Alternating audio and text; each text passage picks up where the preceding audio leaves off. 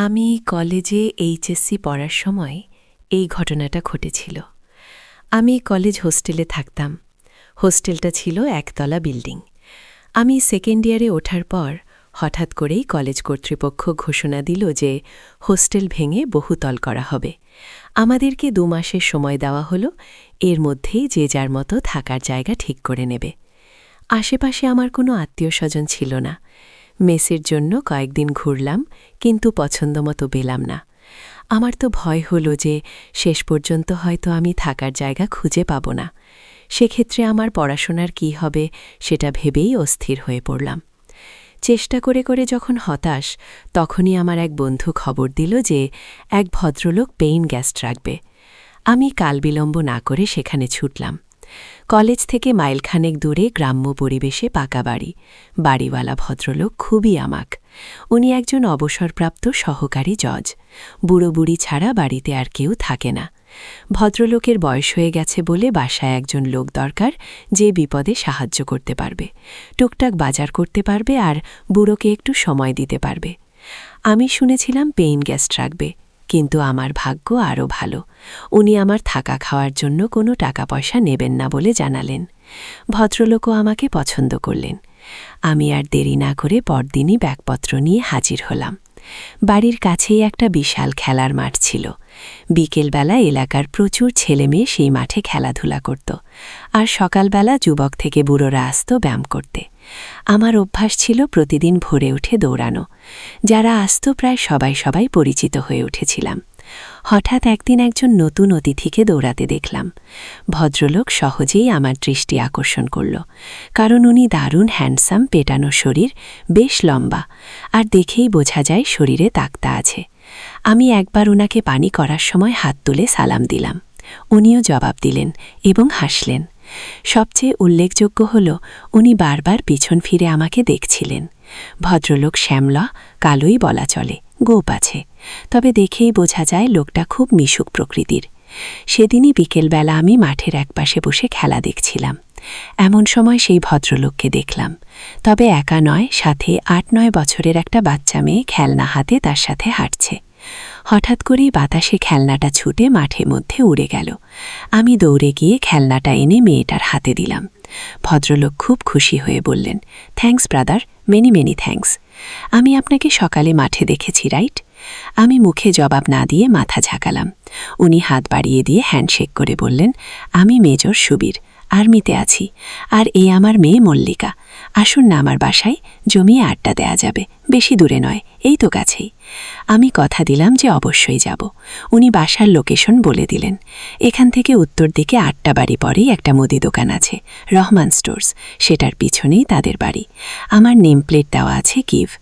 আমি চিনলাম বাসাটা একটা একতলা বাড়ি। যাব ভেবেছিলাম, কিন্তু পরে ভুলে গেলাম। 2 দিন পর ভোরে সুবীর সাহেবের সাথে আবার দেখা। তখন আর উনি আমাকে ছাড়লেন না, একেবারে সাথে করে বাসায় নিয়ে গেলেন। বাড়িটা ওনার নয়, ওটা ওনার শ্বশুর বাড়ি। ওনার বউয়ের সাথে পরিচয় করিয়ে দিলেন। আমি সুবীর সাহেবর বউকে দেখে খুব অবাক হলাম। ওনার সাথে মানায় না, শুধু বয়সে নয়, রূপেও রাত আর দিন পার্থক্য। ওনার বয়স 50-এর কাছাকাছি, কিন্তু ওনার বউয়ের বয়স 30। এর উপরে হবে না। মহিলার নাম রেনু। আমি তাকে রেনু আপা বলে ডাকতাম, কারণ ভাই বোন সম্পর্কের মধ্যে কেউ খারাপ কিছু খোঁজে না। রেনু আপা অপরূপ সুন্দরী। যে কোনো পুরুষের হার্টবিট বাড়িয়ে দেওয়ার মতো যথেষ্ট উপাদান তার আছে। রেনু আপা বেশি লম্বা নয়, 5 ফুট মতো হবে। মালা ওদের একমাত্র মেয়ে, ক্লাস 2তে পড়ছে। নাদুস নুদুস, নরম তুলতুলে সে। তবে গায়ের রং ওর বাবার মতোই, কালো, আর উচ্চতায় মায়ের মতো খাটো। তবে ঝকঝকে সাদা দাঁতের হাসিটা দারুণ, সেই সাথে ওর চেহারাটাও বেশ মিষ্টি। সুবীর সাহেব এতদিন মিশনে ছিলেন বলে রেনু আপা মালাকে নিয়ে বাপের বাড়িতেই আছেন।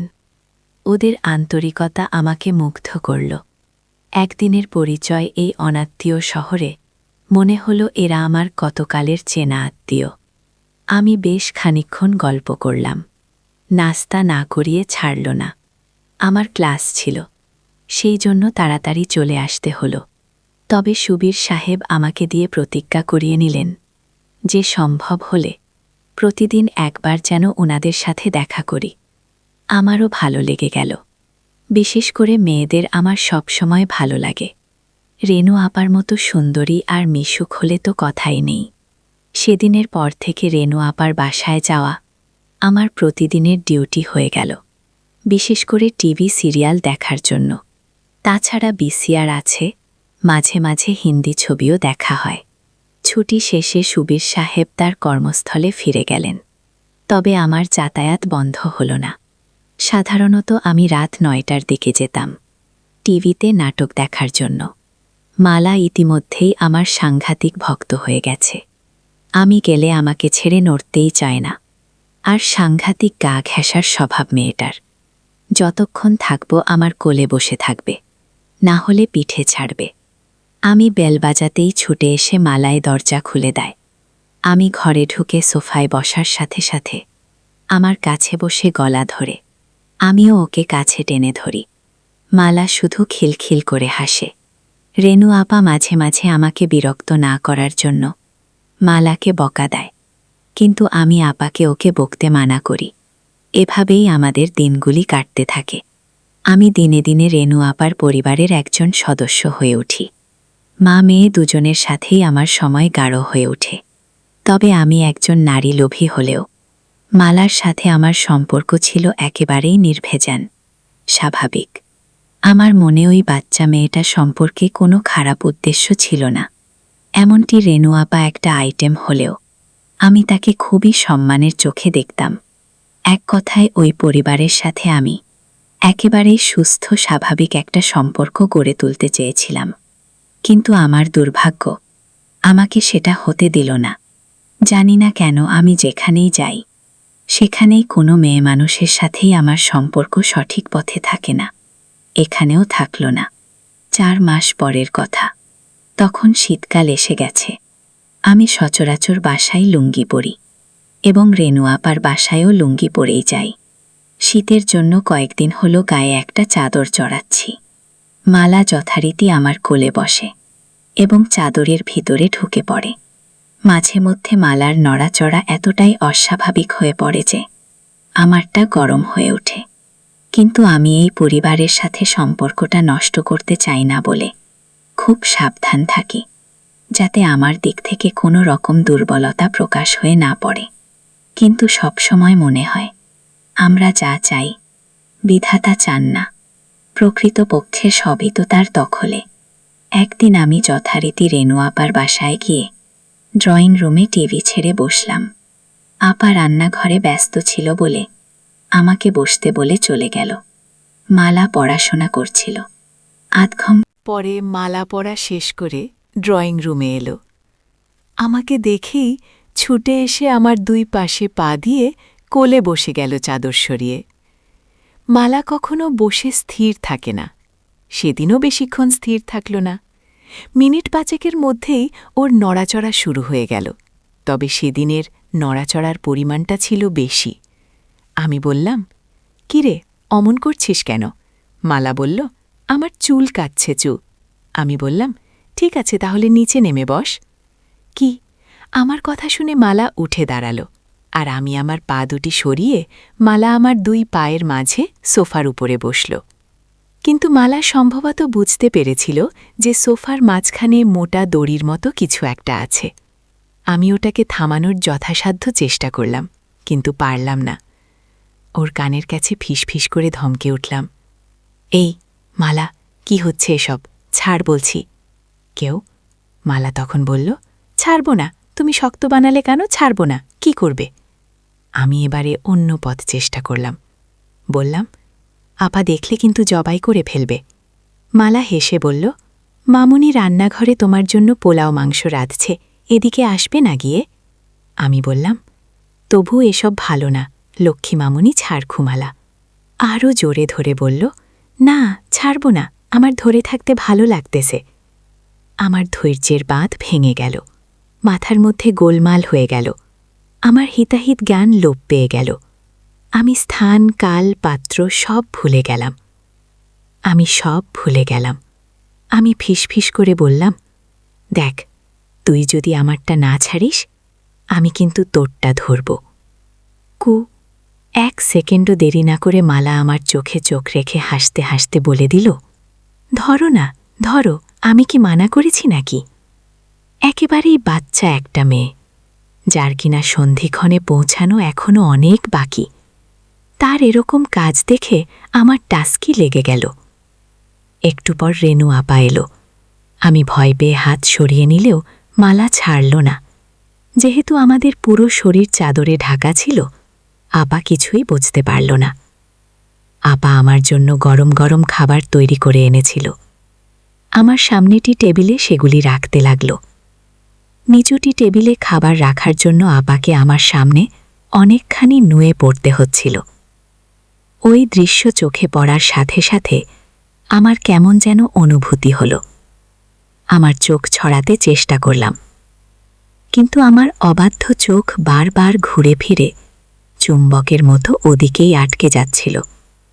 ভয় হচ্ছিল, বাই চান্স আপা যদি বুঝতে পারে তাহলে হয়তো ভীষণ রাগ করবে, আর আমি অনেক কিছু থেকে বঞ্চিত হব। কিন্তু সৌভাগ্যক্রমে সেসব কিছু হল না। আমি মালাকে নামিয়ে পাশে বসিয়ে দিলাম, আর আপার আনা খাবার খেতে শুরু করলাম। শুক্রবার আমাদের কলেজ বন্ধ থাকে। প্রতি শুক্রবারে সকালে আমি রেনু আপার বাসায় যাই টিভিতে প্রোগ্রাম দেখার জন্য। সেদিনও ছিল শুক্রবার। আপা আমার জন্য চা করে নিয়ে এলো। আমি সোফায় বসা, আপা হামা দিয়ে টেবিলে চা রাখল। সেদিন আপা সালোয়ার কামিজ পরেছিল। যখন আপা চায়ের কাপ রাখতে গেল, তা দেখে আমার হার্টবিট বেড়ে গেল। আমি চা খেয়ে টিভি দেখতে লাগলাম। একটা সুন্দর ছবি হচ্ছিল। 11টার দিকে আপা নিজের কাপড় চোপড় নিয়ে ঘর থেকে বেরিয়ে গেল। সম্ভবত গোসল করার জন্য গেল। আমার গায়ে চাদর ছিল না, এজন্য মালা এতক্ষণ বিশেষ সুবিধে করতে পারছিল না। এবার মালা তার কাজ শুরু করে দিল। আমার কৌতূহল চেপে রাখতে না পেরে আমি জানতে চাইলাম, ও এসব কোথা থেকে শিখেছে। মালা প্রথমে আমাকে কসম খাইয়ে নিল যে আমি কাউকে এটা বলবো না। পরে বলল, টিভিতে দেখে শিখেছে। আমি বললাম, মানে? মালা বলল, বাবা ছুটিতে আসার সময় ভিডিও ক্যাসেট নিয়ে আসে। অনেক রাতে ওরা যখন মনে করে আমি ঘুমাই গেছি তখন সেই ভিডিও দেখে, কিন্তু আসলে তো আমি ঘুমাই না। চুরি করে দেখি কেমন করে এসব কাজ করতে হয়। রেনু আপা চলে আসাতে আমরা চুপ মেরে গেলাম। মালা উঠে বাইরে চলে গেল। আমি টিভিতে মনোযোগ দিলাম। আমি যেখানে বসেছিলাম সেখান থেকে রেনু আপার ড্রেসিং টেবিল আড়ালে হলেও, ড্রেসিং টেবিলের সামনে কেউ দাঁড়ালে সরাসরি তাকে দেখা না গেলেও আয়নার মধ্যে তাকে পরিষ্কার দেখা যায়। আমিও দেখতে পাচ্ছিলাম। চাইছিলাম ওদিকে তাকাবো না, কিন্তু অবাধ্য চোখ বারবার ঘুরে ঘুরে ওদিকে চলে যাচ্ছিল। আপা টেবিলের উপরে পা তুলে দিয়ে লোশন মাখল। হঠাৎ আমার বুকটা এমনভাবে ধরফর করতে লাগলো যে মনে হলো হিটপিনটা না বাইরে বের হয়ে যায়। কারণ রেনু আপা তার সব হঠাৎ করে আমার মাথার মধ্যে বিজলি খেলে গেল। মালার বলা কথাগুলো মনে পড়ে গেল। আমি রেনু আপার কার্যকলাপের মধ্যে পরিষ্কারভাবে অন্য কিছুর স্বাদ পেলাম, আর তার টার্গেট আর কেউ নয়। আমি মুখে ভাই ডাকলেও তার আসল উদ্দেশ্য অন্য। মালার কথায় বুঝতে পেরেছি, যে কোনো কারণেই হোক সুবীর বাবু কাজ করতে অক্ষম। সেক্ষেত্রে আপার কাতর হওয়াটাই স্বাভাবিক, কিন্তু মালার সাথে আমি যেভাবে আটকে গেছি তাতে মা মেয়ে দুজনকেই। না না, সেটা সম্ভব নয়, এটা আমি পারবো না। সিদ্ধান্ত নিলাম, হয় মালা, না হয় আপা থেকে আমাকে দূরে থাকতে হবে। সেদিনের মতো আমি দ্রুত আপার বাসা থেকে চলে এলাম। পরের 2-3 দিন ইচ্ছে করেই আমি আপার বাসায় গেলাম না। পরের দিন বিকেলবেলা যখন আমি গেলাম, আপা খুব রাগ করল। আমি অজুহাত দেখালাম যে সামনে পরীক্ষা, সেজন্য আসিনি। আর তাছাড়া আমার বাড়িওয়ালা আর তার বউ একটা নিমন্ত্রণ খেতে গেছে 3-4 দিনের জন্য, তাই বাড়ি ছেড়ে আসতে পারিনি। আমি সেদিনও তাড়া দেখালাম যে আমি বাড়িতে একা আছি, তাই বেশিক্ষণ থাকা যাবে না, চুরি টুরি হতে পারে, আমাকে তাড়াতাড়ি ফিরতে হবে। আপা সবুক্তে বিশ্বাস করল। আসলে বাড়িওয়ালা সেদিনের জন্য দাওয়াত খেতে গেছিল। আমি এদিকে মালার সান্নিধ্য মনে প্রাণে চাইছিলাম। আর তাছাড়া এই কয়দিন মালাকে নিয়ে হাত দিয়ে কাজ চালিয়েছি, চোখের দেখা দেখিনি। তাই এটাই সবচেয়ে বড় সুযোগ। বাড়িতে আমি একা। মালাকে সাথে নিয়ে যাওয়ার কথা বলতেই আপা রাজি হয়ে গেল। মালাও বোধহয় এটাই চাইছিল। সেও খুশি মনে আমার সাথে চলে এলো। বাড়িওয়ালা দাওয়াত খেতে গেছে, আসবে সেই গভীর রাতে। আমি মালাকে ঘরে নিয়ে দরজা বন্ধ করে দিলাম। আগেই মালার জন্য কিছু চকলেট এনে রেখেছিলাম, সেগুলি ওকে দিয়ে আমি শুয়ে পড়লাম। মালা আমার উপর মাথা রেখে চকলেট খেতে লাগলো। মালা বলল, এই চকলেট মিষ্টি না, দেখি আমার আসল চকলেট খাই। সকল কাজটা সেরে আমি খুশি মনে মালাকে বাসার গেট পর্যন্ত এগিয়ে দিলাম। যাওয়ার পথে মালাকে বললাম যে আমি পরীক্ষার পড়া নিয়ে কয়েকদিন ব্যস্ত থাকব, তাই ওদের বাসায় যেতে পারবো না। আমার মাথায় আরেক ফোন দিয়ে এলো, তাই মালাকে বললাম, যদি পারিস তুই নিজেই সকালে চলে আসিস। সত্যি আমি 3-4 দিন না যাওয়াতে এক ভোরে মালা এসে হাজির। আমি ওকে নিয়ে বাড়ির পিছনের সবজি খেতে গিয়ে বসলাম। ওখানে সকালের রোদটা লাগে আর জায়গাটা নির্জন। সচরাচর ওদিকে কেউ যায় না। আবার দুজনে মিলে কাজ শুরু করে দিলাম। বেশ শান্তি পেলাম আজ। ঠিক পরের দিন মালা একটা দুঃসংবাদটা দিল, সুবীর বাবু কোয়ার্টার পেয়েছেন। মালারা খুব শীঘ্রই ঢাকায় চলে যাচ্ছে। মালা খবর দিল যে রেনু আপা আমাকে দেখা করতে বলেছে। আমি দ্রুত রেনু আপার সাথে দেখা করলাম। আপা আমাকে তার স্বামীর লেখা চিঠি পড়তে দিল।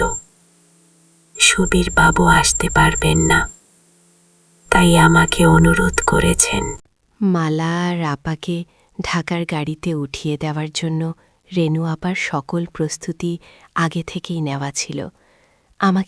আমাকে পরের দিনের টিকিট আনতে বলল। আমি পরের দিনের ট্রেনেই আপা আর মালাকে তুলে দিলাম।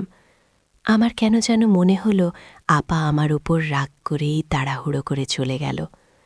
অনার্স করার পরে পারিবারিক জটিলতার কারণে আমার আর গতানুগতিক লেখাপড়া করা সম্ভব হচ্ছিল না, তাই বিদেশ যাবার উদ্দেশ্যে কর্মমুখী শিক্ষা নেওয়ার জন্য ঢাকার একটা বড় নামকরা শিক্ষায়তনে ভর্তি হলাম। এক বন্ধুর সাথে মেসে থাকতাম।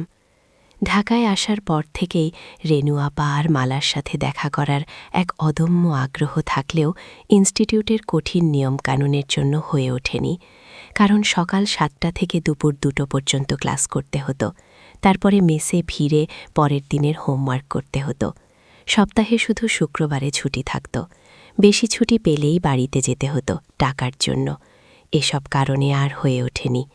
সবচেয়ে বড় সমস্যা হলো রেনু আপাদেরকে তো খুঁজে বের করতে হবে। আমি সুবীরবাবুর ঠিকানা জানি না, আর সে কাজের জন্য যথেষ্ট সময় দরকার, যেটা আমি কোনোভাবেই ম্যানেজ করতে পারছিলাম না। হঠাৎ করে ইনস্টিটিউট 2 সপ্তাহের জন্য বন্ধ হয়ে গেল। আমি বাড়ি যাওয়া বাদ দিয়ে মালাদের খুঁজে বের করার জন্য মনস্থির করলাম। মনটা বড়ই আওলা লাগতেছিল। আমি ছুটির কথা বন্ধুকে বললাম, কিন্তু বাড়ি যাব না সেটা বললাম না। পরের দিন বন্ধু কাজে বেরিয়ে যাওয়ার সময় শুধু জানালাম আমি হয়তো বাড়ি চলে যেতে পারি।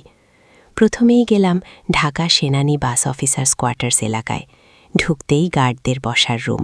সেখানে জিজ্ঞেস করে জানতে পারলাম সুবীরবাবু অনেক আগে কোয়ার্টারে থাকতেন, পরে তিনি মিশনে বিদেশ চলে যান। বিদেশ থেকে ফিরে ঢাকায় বাড়ি কিনেছেন। ওনার পরিবার সেই বাড়িতেই থাকে, কিন্তু তারা সেই বাসার ঠিকানা দিতে পারল না। তবে আমাকে আর্মি হেডকোয়ার্টারে খোঁজ নেবার পরামর্শ দিল। আমি সোজা হেডকোয়ার্টারে গিয়ে খোঁজ নিলাম। সুবীরবাবুর প্রমোশন হয়ে এখন তিনি লেফটেন্যান্ট কর্নেল। বাসার ঠিকানা পাওয়া গেল। আমি কোনো দ্বিধা না করে সোজা চলে গেলাম মিরপুরের সেই বাসায়। সহজেই পাওয়া গেল। নম্বর মিলিয়ে 6তলা বিল্ডিংয়ের সামনে যেতেই বসবাসকারীদের নেমপ্লেট চোখে পড়ল। সেখানে সুবীরবাবুর নামও আছে। আসলে সুবীরবাবু বাড়ি নয়, ফ্ল্যাট কিনেছেন। নামের পাশেই ফ্ল্যাটের নাম্বার দেয়া। 4তলায় সুবীরবাবুর ফ্ল্যাট। 4তলায় গিয়ে সুবীরবাবুর নাম লেখা দরজার বেল চাপতেই ভিতর থেকে আওয়াজ পেলাম, কে? জবাব না দিয়ে দাঁড়িয়ে রইলাম। কিছুক্ষণ পর দরজা খুলে গেল। মালাকে চিনতে একটু কষ্ট হলো। রাস্তায় দেখলে চিনতে পারতাম না। চেহারার আদলকা আছে, আর সব কিছু পাল্টে গেছে। বেশ লম্বা আর একটু মোটা হয়েছে মালা। আমাকে দেখেই চোখ কপালে তুলে একটা চিৎকার দিল, ও মামুনি, দেখো কে আসছে। রেনু আপা ছুটে এলো। আমাকে দেখেই কাছে টেনে নিল। বাসায় ঢোকার পর একটু অভিমান, একটু রাগ, কেন আসেনি, কেন খবর রাখেনি, এইসব চলল অনেকক্ষণ ধরে। বিকেলে সুবীরবাবু ফিরেও একজোট বকা দিলেন, কিন্তু আদরের সীমা নেই যেন। জামাই আদর। আপা আমাকে কি রান্না করে খাওয়াবে সেটা নিয়ে ব্যস্ত হয়ে গেল। বিকেলবেলা আপা আর্মিদের বউদের নাকি একটা ক্লাব আছে, সেখানে চলে গেল। পরে মালা আমাকে বলল আপা ফিরবে সন্ধ্যার পর। আপা গেলেও সুবীরবাবু বাসায় রইলেন। সেদিন আর মালাকে একা পেলামই না। তবে চোখে চোখে আমাদের অনেক কথা হয়ে গেল। এভাবে একটা দিন গেল। এতদিন পরে এলেও মালার মাঝে আমার জন্য ব্যাকুলতা দেখে ভালো লাগলো। যাক, শেষ পর্যন্ত এত কষ্ট করে খুঁজে বের করা সার্থক হবে বলে মনে হচ্ছে। সৌভাগ্য কাকে বলে? পরদিন সকালে অফিসে যাবার ঘণ্টাখানেক পর বাসায় ফিরে সুবীরবাবু ঘোষণা দিলেন ওনাকে এক্ষুনি বান্দরবান ছুটতে হবে। ওখানে কি যেন একটা ঝামেলা হয়েছে। আধা ঘণ্টার মধ্যে নিচে গাড়ি এসে হর্ন দিল। উনি চলে গেলেন। যাবার আগে আমাকে অনুরোধ করে বলে গেলেন আমি যেন উনি না ফেরা পর্যন্ত না যাই। মনে মনে বললাম আমিও তো সেটাই চাই। মালা সকালে স্কুলে গেছে, আসবে 2টোর দিকে। বাসায় আমি আর রেনু আপা একা। আপা রান্নাঘরে ব্যস্ত রান্না নিয়ে। রান্না শেষে আপা আমাকে গোসল করে নিতে বলল। আমি গোসল থেকে বের হলে আপা গেল গোসল করতে। এই ফ্ল্যাটে গেস্ট রুম আছে, কাজেই আপা বেডরুমে আর আমি গেস্ট রুমে। টেবিলে খাবার দেবার সময় খেয়াল করলাম আপার লোভী চোখ আমাকে কেবল দেখছে আর দেখছে, যেন গিলে খাবে। খাওয়া শেষ করে আপা আমাকে বলল তোর সাথে আমার কিছু কথা আছে। আমি ব্যস্ততার ভান করে বললাম আপা আছি তো, বেশ কিছুদিন পরে শুনব। আমি বুঝতে পেরেছিলাম আপা আমাকে কি বলতে চায়। আপা বলল আচ্ছা ঠিক আছে, তুই রেস্ট নে, আমি একটু বেরোব। একটু পরেই মালা চলে আসবে। আমি গেস্ট রুমে ফিরে এলাম। আপা সেজে গুজে যাওয়ার সময় আমার সাথে দেখা করে দরজা লাগাতে বলল। আপাকে কেমন যেন বিষণ্ণ লাগছিল। 2টোর পরপরই কলিং বেল বাজল। দরজা খুলে দিতেই মালার হাসি মুখ দেখতে পেলাম, খুশিতে চমকাচ্ছে। ঘরে ঢুকেই বলল, বাবা আসেনি। ওর বাবার বান্দরবান যাওয়ার কথা ওকে জানালাম। শুনে আরও বেশি খুশি হলো। আমাকে নিয়ে নাচতে লাগলো আর গান গাইতে লাগলো। মালা বেশ লম্বা হয়েছে। মনে হলো মাঝের এই 6টি বছর মালার কাছে 6টি দিনের মতো। মালা সেই আগের মতোই আছে, একটুও বদলায়নি। আমাকে চকাস চকাস করে অনেকগুলি বাপ্পা দিয়ে বলল, মামা ওয়েট করো, আমি আসছি। খুমালা দৌড়ে ওর রুমে চলে গেল। স্কুল ড্রেস ছেড়ে স্কার্ট আর টি শার্ট পরে এলো। এসেই ঘোষণা দিল, মামা চলো, আজ একসাথে গোসল করব।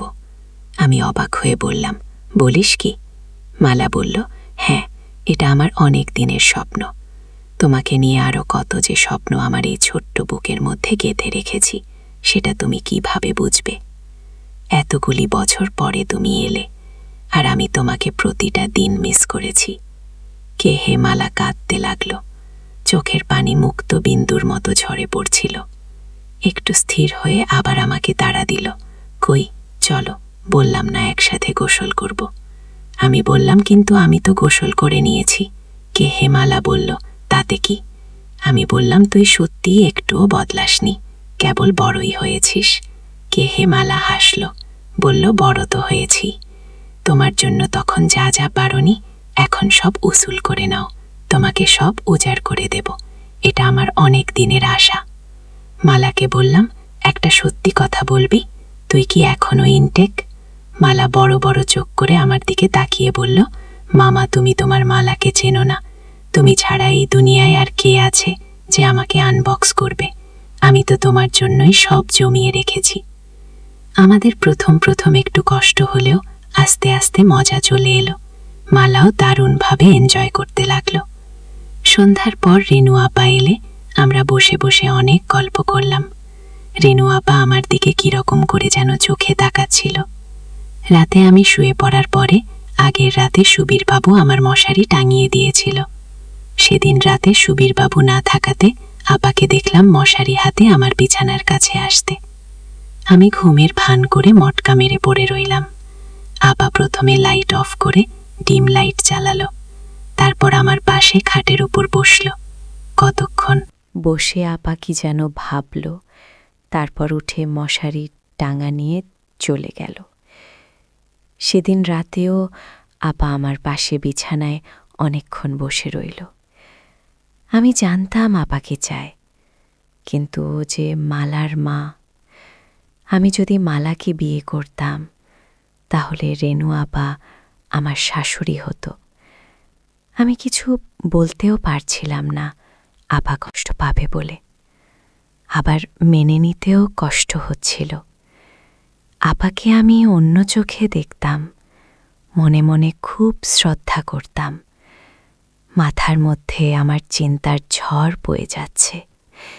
একটা দ্বন্দ্ব চলছিল। শেষ পর্যন্ত সিদ্ধান্ত নিলাম, না, এমন কাজ করা যাবে না।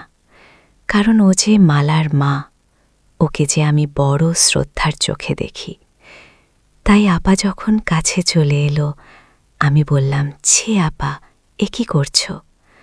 আপা যেন পাগল হয়ে গেল, আমাকে ধরে বলল, প্লিজ আমাকে একটু সুখ দে, আমি আর থাকতে পারছি না, আমি তিলে তিলে শেষ হয়ে যাচ্ছি। লক্ষণী ভাই আমার, আমাকে বঞ্চিত করিস না। সেই প্রথম তুই যখন আমাদের বাসায় আসলি, তখন থেকেই তোর জন্য পাগল হয়ে আছি। বন্ধুরা, ভিডিওটি অনেক বড় হয়ে যাওয়ার কারণে গল্পের বাকি অংশ অন্য কোনো ভিডিওতে দেওয়া হবে। সবাই সাথেই থাকো।